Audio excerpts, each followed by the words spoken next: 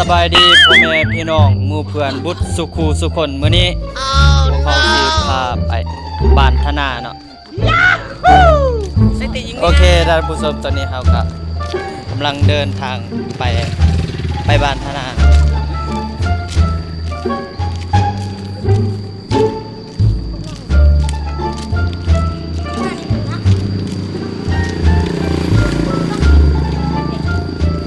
ต้องผมมวยต้องอยู่เขียวจีมองนะดิมอง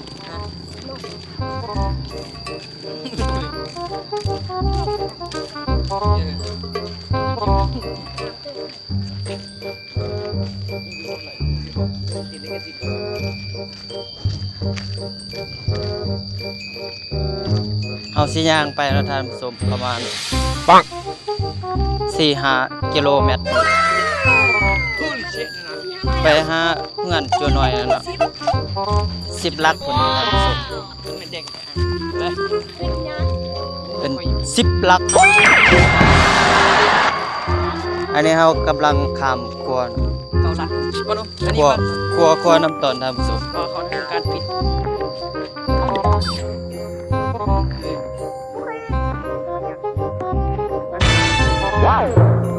อันนี้คือน้ำต้นนะท่านผู้ชมมันน้ำต้นสุดยอดเลยมีเบิ้งมีตะคิบเป็นอะไรน้ำเปื้อน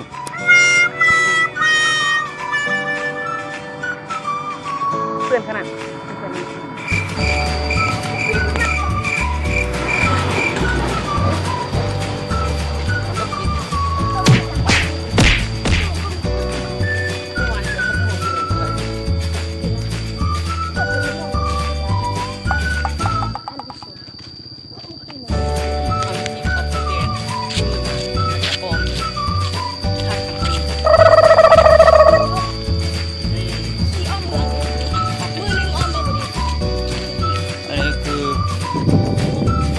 ปั๊มน้ำม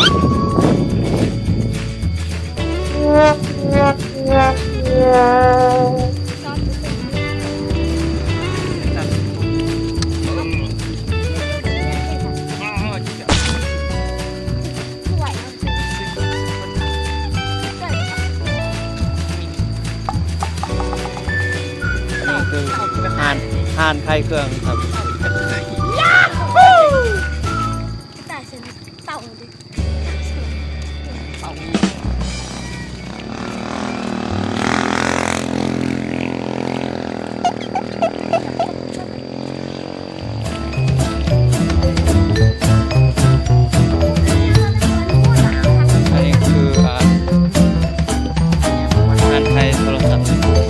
กันระยะโมบาย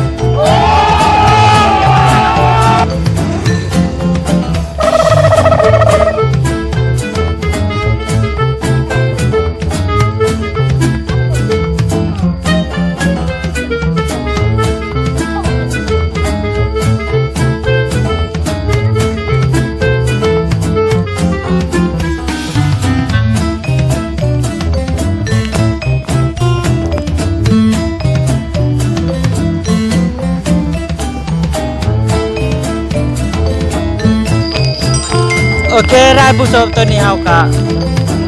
กำลังสิเหยียบดินแดนบ้านธนาเนาะกำลังสิเหยียบดินแดนบ้านธนาโอ้หอนไรอันนี้คือดินแดนบ้านธนา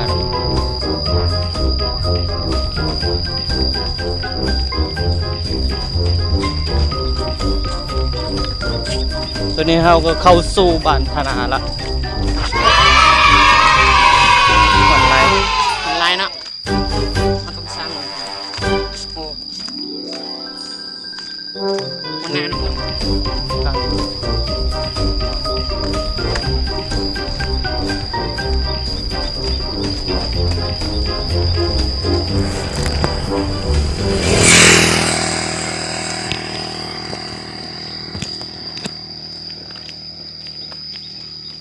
เหงื่อออกรายได้ผู้ชมเพราะยังมาประมาณได้ครึ่งเส้นทางแล้วเนาะคนแล้วกันเลย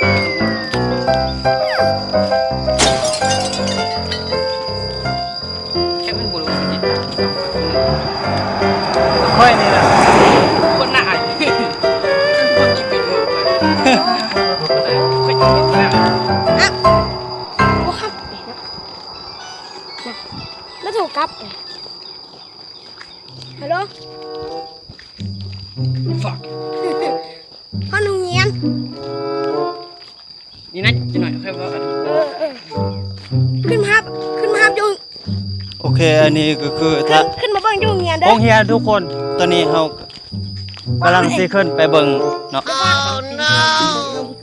ขึ้นมาอยู่เด้อเงียนเด้อ ตั้งอยู่เทิงผู้นะ ขึ้นไปเล่นอยู่เด้อนั้น สุดยอดเลย อะไรวะอ๋อคันนั้น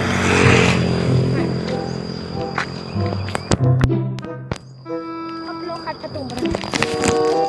โรงเรียนเร็วๆขึ้นทางนี้เจ้า ไปเลย ขึ้นนี่ ขึ้นผู้เลยท่านผู้ชมเดี๋ยวตอนนี้เรากำลัง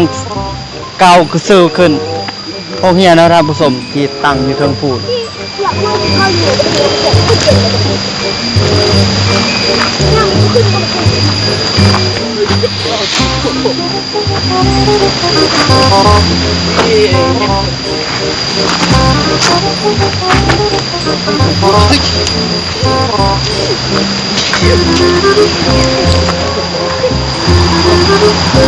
มันมีทางขึ้น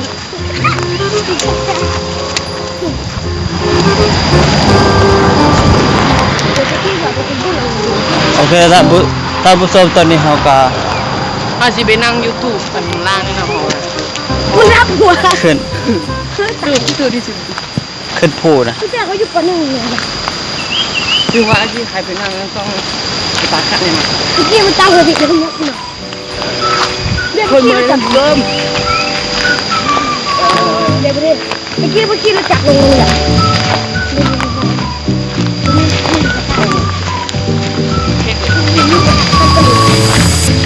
ฮอน เตะบางคัก ขึ้นมาข้างเร็วครับ อันนี้ก็คือมาข้างแล้วครับสูงทางนี้บ่ขึ้นแล้วนะ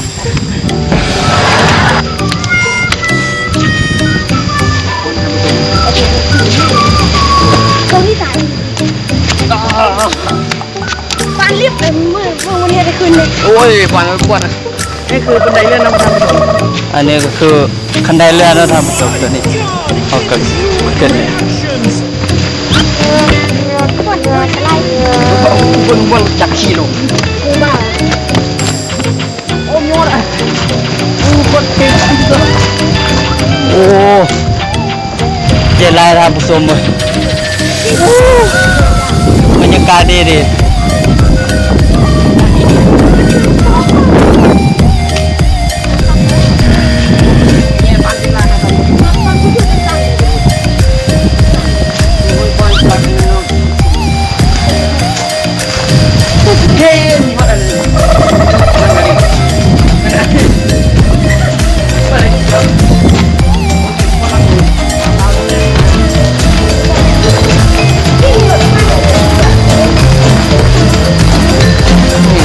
อันนี้คือโรงเรียนประถมบ้านบ้านท่านาแล้วท่านผู้ชมสุดยอดละ นะครับ โอ้โอเคท่านผู้ชมนี่คือทางบอลธรรมาเนาะทางนะโอ้วิวงามไรท่านผู้ชมสุดยอดสุดยอด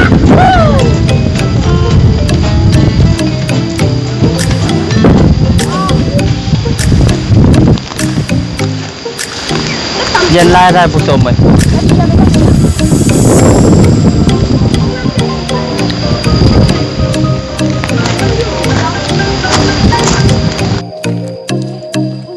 โอเคท่านผู้ชมอันนี้ก็คือ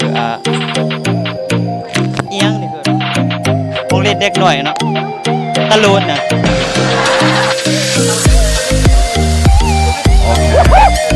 โอเค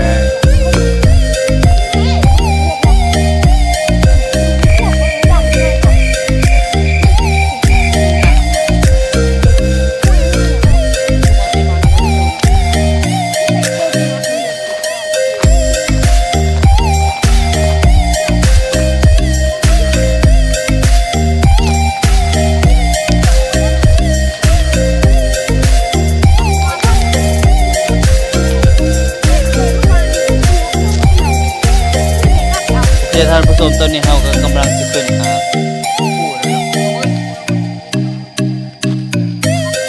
เราก็กำลังเข้าสู่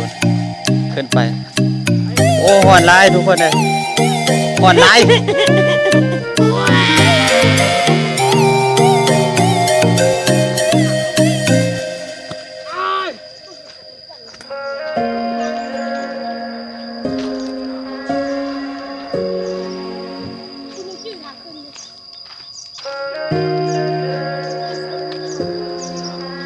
อันนี้เป็นหินใหญ่นะครับ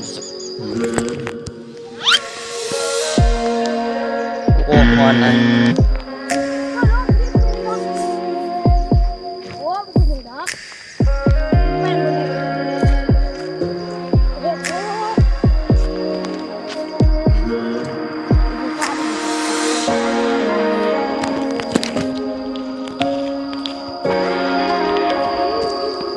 โอเคตอนผู้ชมตัวนี้เรากำลังจะขึ้นไปเลย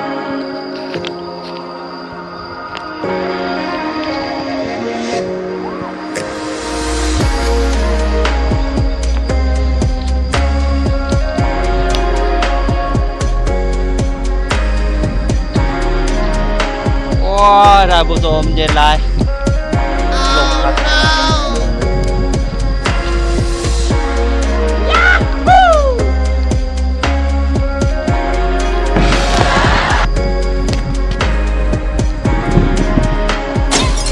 โอเคท่านผู้ชมตอนนี้เรากำลังขึ้นไปแล้ว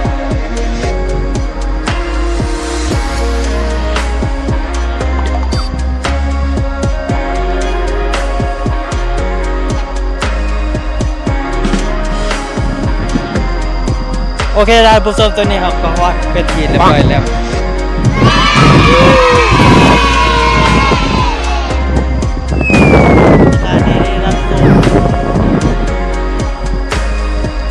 ทำพูดทางเข้ามาครับโอ้ดูบุญ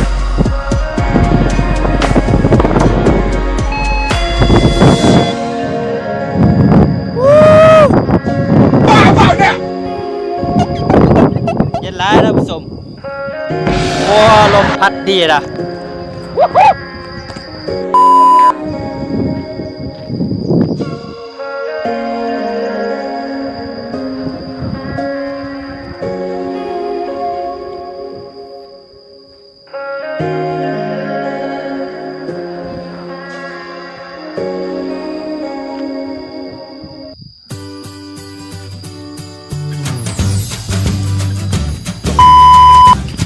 โอเคท่านผู้ชมตอนนี้เรากำลังจะลงเนาะลงถึงทาง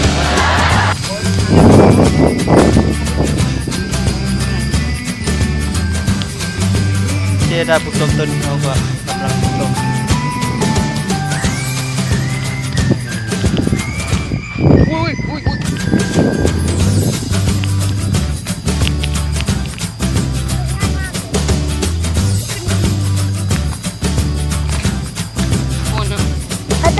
ถ้าเตะบ้านถ้าโกให้นี่ เราค่อยย้ายไปเล็ก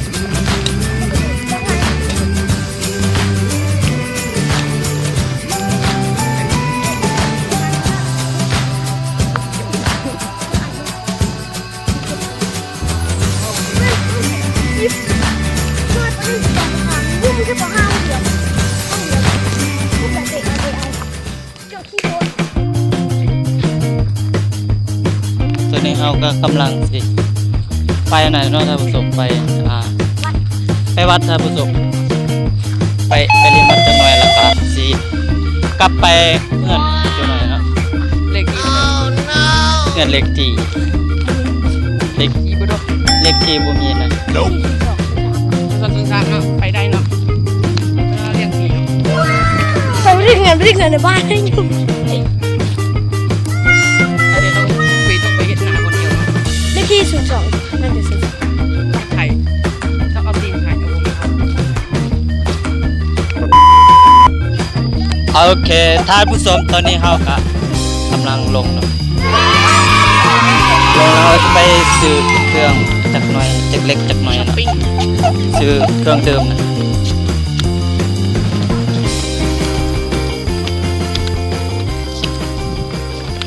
แล้วก็ซื้อมีเงินนะคนน้อยเนาะ15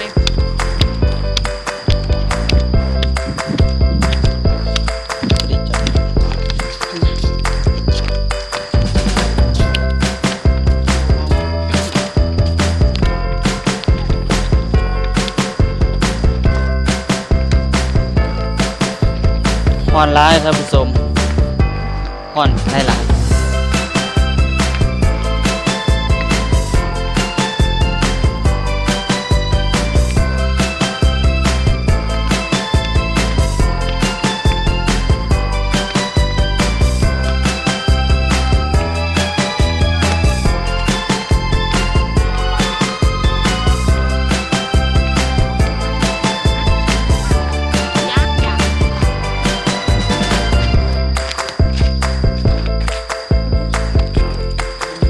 อันนี้คือนักปั่นจักรยานเนาะ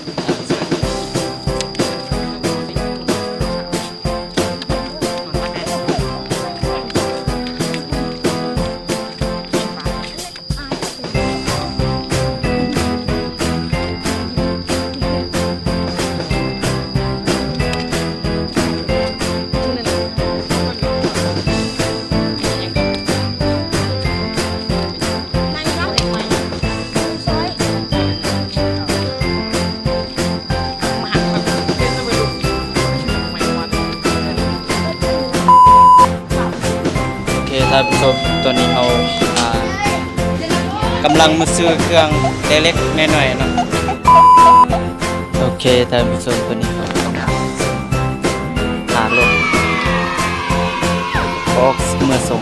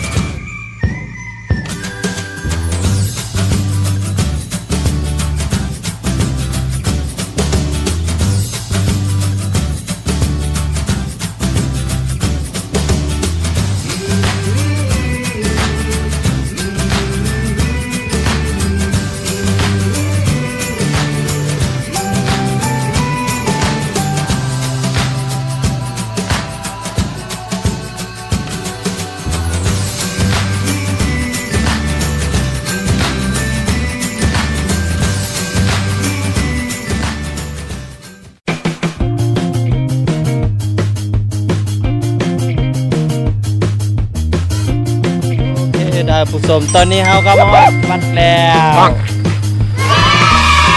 มีโคมาส่งโอเคได้ผู้ชมตอนนี้เราก็มาตอนพิธีเรียบร้อยแล้วครับจะได้จบคลิปเพียงเท่านี้เนาะ